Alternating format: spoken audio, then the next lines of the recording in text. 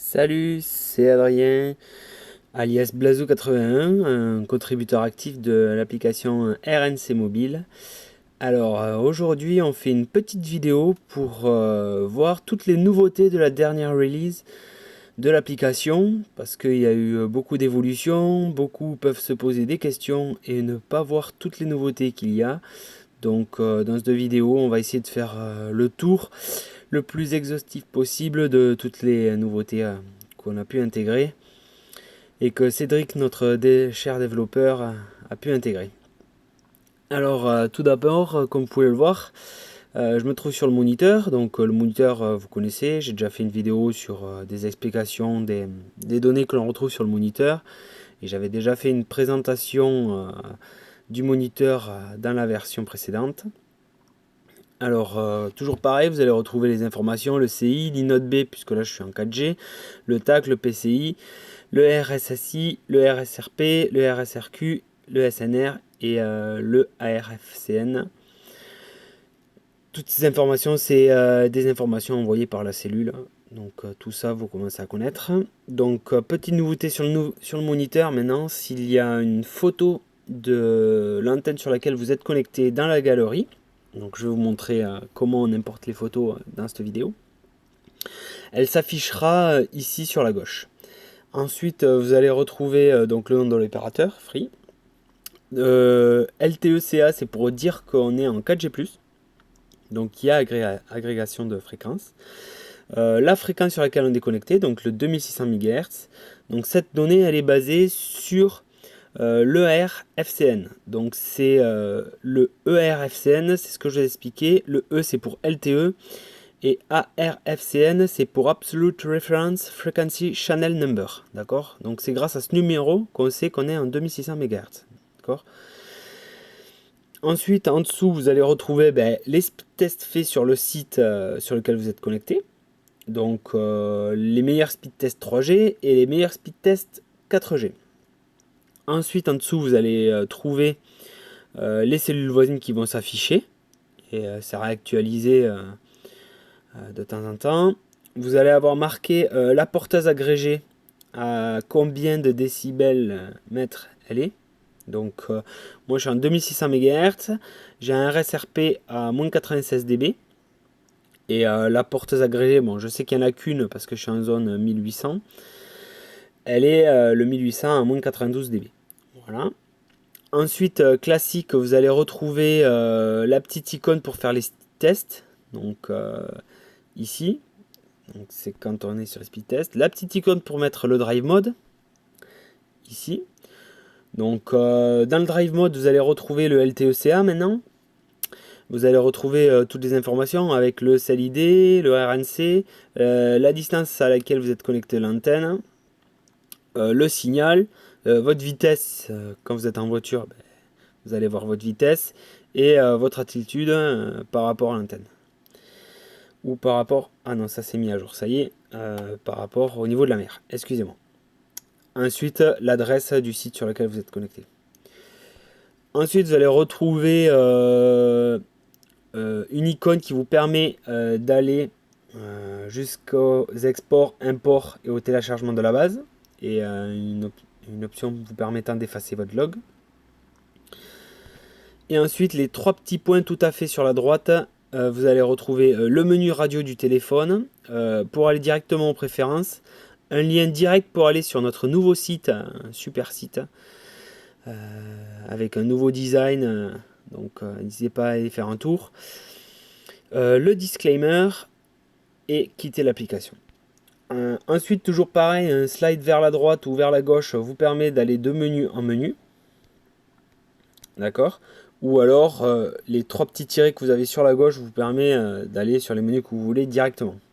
Donc, ensuite, dans ce moniteur, sous les informations antennes, vous allez retrouver un petit i qui vous permet d'avoir des informations sur le site sur lequel vous êtes connecté, plus détaillées, c'est-à-dire le propriétaire, le type de support, le nombre de FH qu'il y a, de BLR, ainsi de suite. Si vous avez des photos importées, par ce petit menu, vous pouvez les importer. Donc je vais vous montrer tout à l'heure.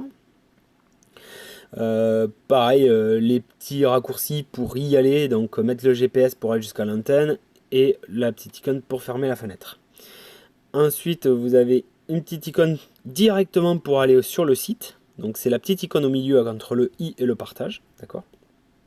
Ensuite, vous avez une petite icône pour partager sur Twitter le site ou sur n'importe quel site, le site sur lequel vous êtes connecté. Donc par exemple, partage Twitter, je fais un partage Twitter, ça me donne ça, et je le tweet.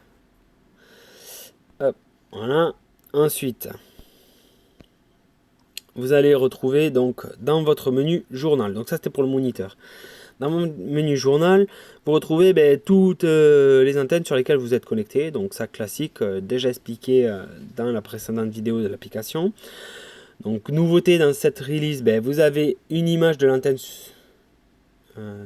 l'antenne par rapport au log. Donc s'il y a des images dans la galerie, vous allez retrouver l'image dans votre log. Donc par exemple, moi j'ai des images pour celle du petit train, celle de Pêche Bertou, mais par exemple le boss de manteau de Peloran, j'ai pas encore fait d'image, ou personne n'en a fait du moins, donc du coup il n'y a pas d'image. Ensuite vous allez retrouver une petite icône avec 3 tirets dégressifs qui permettent de filtrer pour voir en fait tous les logs qui ne sont pas identifiés. Donc moi pour ma part dans mon log, j'ai que des 3G zones blanches qui ne sont pas identifiés. D'accord, mais vous pouvez avoir des sites free mobile en propre qui ne sont pas identifiés et que vous verrez plus facilement grâce à cette icône.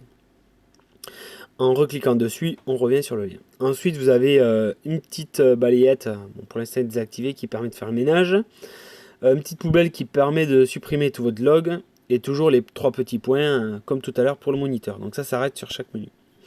Ensuite, vous avez l'icône de recherche qui vous permet de faire une recherche dans votre log. Donc vous pourrez rechercher par exemple par, moi je vais chercher un truc qui est plus bas par exemple, je vais chercher Picotalem. Donc Picotalem, raté, Talem, et bien il va me trouver dans mon log l'antenne de Picotalem. D'accord, ça marche pour un RNC. Ça doit marcher, j'ai pas testé, mais ça doit marcher pour un lac, je suppose. Si je mets 1206, je vais trouver voilà toutes les antennes relatives au lac 1206 dans votre log.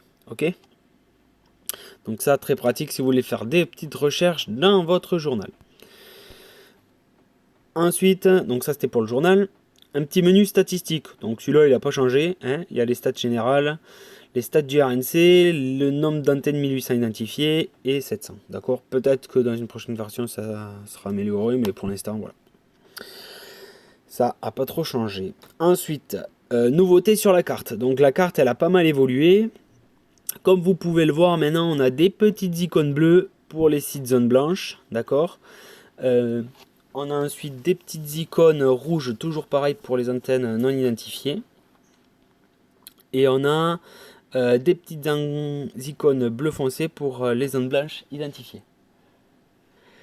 Ensuite, toujours les petits points gris pour les antennes non identifiées et les vertes identifiées. Donc ça, classique. En bas, vous retrouvez l'adresse du site sur lequel vous êtes connecté.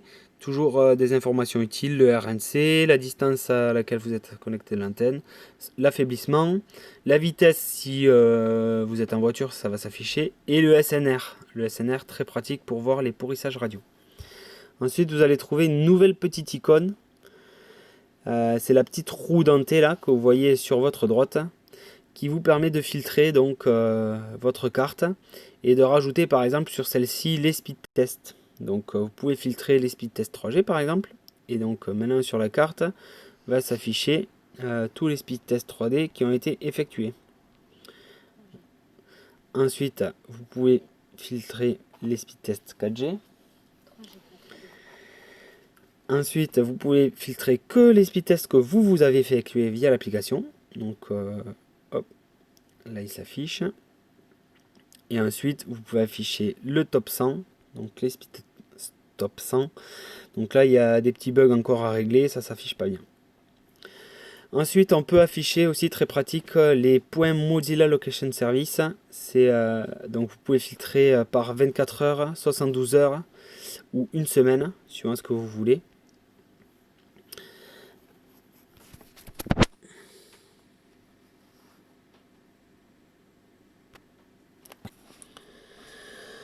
Ensuite, donc, vous allez retrouver, vous pouvez filtrer donc les secteurs, afficher donc les secteurs ou pas, comme ceci.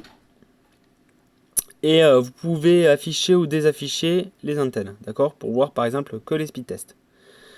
Donc allez-y, amusez-vous, testez, faites-nous des remontées s'il y a des bugs, on essaiera de corriger tout ça. Ensuite, toujours dans la carte, le petit menu bien pratique pour filtrer tout ce qu'on veut. Faire une recherche sur la carte, d'accord? Filtrer par fréquence, donc ça c'était déjà expliqué dans une précédente vidéo. Amusez-vous aussi à tester, à nous remonter tous les bugs que vous pourriez avoir. Ensuite, je vais vous montrer comment on importe des photos dans la galerie. Donc, pour importer des photos dans la galerie, deux possibilités. Vous n'êtes plus sur le site sur lequel vous êtes connecté. C'est pas celui-là où vous voulez mettre des photos, d'accord? Vous voulez mettre des photos sur un site sur lequel vous n'êtes pas connecté. Par exemple, moi je vais prendre un site rouge parce que bon, c'est les dernières photos que j'ai fait. Je vais mettre des photos de ce site. Ou non, tiens. Ouais, ce site, par exemple. Allez. Donc je clique dessus. Donc j'arrive sur ce site. Le ANC est pour l'instant inconnu, mais c'est pas grave parce que les photos sont associées au support ID, c'est-à-dire au 1805 714. D'accord? Donc une fois que le site sera identifié, les photos se mettront directement dans le log et tout ça, ça suivra. Donc on appuie sur l'icône plus, donc l'icône que vous avez sur votre gauche, ici, en dessous des secteurs, l'icône plus, et vous arrivez sur ce menu. Et ce menu, il vous permet de faire, donc vous faites le petit plus là, vous allez par exemple sur votre galerie photo, donc moi une seule fois, je vais aller sur la galerie photo, et ici je vais aller chercher les photos du 10 site. Donc, tchac, tchac, tchac. Tchac, tchac, tchac. Elles sont où les photos du 10 site? Elles sont pas là. Elles sont là. Donc là, je vais mettre les photos du 10 site. Tac, tac. Et tac. Donc j'ai sélectionné toutes les photos que je voulais mettre. Donc c'est un site en construction. Donc c'est pour l'exemple. Hein. Je fais OK. Et là, ça me met le temps qu'il télécharge les photos, puisqu'elles sont dans le cloud. Hop, il me les sélectionne. Et voilà, il me les affiche toutes dans les photos. Donc ici, vous pouvez, si vous restez appuyé sur une photo, effacer une photo, si vous êtes trompé. D'accord Ensuite, important pour la galerie photo. Pas de photos qui n'ont rien à voir avec le site sur lequel vous voulez mettre dans la galerie. D'accord C'est une application communautaire. On partage ces photos, donc il n'y a pas de copyright à mettre sur les photos. On n'écrit rien sur les photos. On évite les montages sur les photos. D'accord On peut faire un zoom si vous voulez sur les photos si l'antenne est trop éloignée, à la limite. Mais vraiment, c'est du partage, c'est une communauté. C'est pour partager pour tous ceux qui veulent utiliser l'application, qui veulent l'utiliser. Donc vraiment faites attention à ça. N'envoyez pas des photos n'importe quoi. Pensez que derrière il y a des modérateurs qui sont là pour valider les photos et qui vont passer de leur temps bénévolement pour faire tout ce tri. Et donc voilà, soyez sympa avec la communauté. C'est pas pour faire n'importe quoi. C'est voilà, faites-y attention. Donc ici on fait envoyer nos photos maintenant. Et donc là, il va récupérer l'adresse du support. Donc ça, c'est l'application qui le fait. Et là, les photos partent. Donc évidemment, quand on est en 4G, ça va plus vite que quand on est en 3G. Ou quand on est connecté en Wi-Fi à de la fibre, ça va plus vite que quand on est connecté en Wi-Fi à de la DSL. Ça dépend de votre vitesse d'upload. Mais une fois que c'est fait, donc attente réponse serveur, on attend un petit peu. Et voilà, les photos sont uploadées et elles sont soumises pour approbation. Ok? Donc ça, c'est via la carte. Hop. Ensuite, si vous êtes connecté au site en question, depuis le moniteur, c'est ce que je vous expliquais. Vous appuyez sur le petit i, pareil, vous avez accès pour envoyer les photos. Ok? Toujours pareil, même procédure que précédemment. Ensuite, Donc toujours sur la carte, donc ça c'était pour la petite parenthèse galerie, donc c'est la grosse nouveauté de cette release. N'hésitez pas à partager vos photos de site, à en faire profiter toute la communauté. Ça fait avancer l'application et la base de données et ça permet d'avoir une application bien sympathique. Ensuite, vous allez retrouver le speed test. Le speed test, rien de trop nouveau par rapport à l'ancienne version. Un petit chart graphique qui a changé, mais vraiment bien sympa. Maintenant, vous pouvez choisir le nombre de serveurs, le nombre de threads en fait, pour votre speed test, le temps du speed test, d'accord. Donc par défaut, moi c'est 10 et 8 threads. Quand on fait un speed test, donc ça va vous mettre le type de RNC sur lequel vous êtes connecté, le décompte du temps du speed test, la distance de l'antenne et l'affaiblissement, toujours très bien, et la précision du GPS, ok. Donc quand vous êtes à l'intérieur, ben, précision pourrie, et quand vous êtes à l'extérieur, bonne précision, ok. Donc voilà, on va laisser finir le petit speed test. Ensuite, bien sûr, le speed test, on peut le tweeter. On fait un petit tweet joli comme ceci et on le tweet. Ok. Ensuite, on revient sur l'application. Donc ça, c'était pour les speed tests. Rien de bien nouveau. Toujours votre historique de speed test que vous retrouvez. Ensuite, le top 100 des speed tests. Donc le classement des meilleurs speed tests. Donc là, il charge la base de données. Donc voilà, vous avez le classement sur toute la France. Avec le record, toujours pour notre cher Lubac33. Ok, @Lubac33. Qu'il a fait sur Bram. Toujours dans le secteur du célèbre Vache GTI. Ok.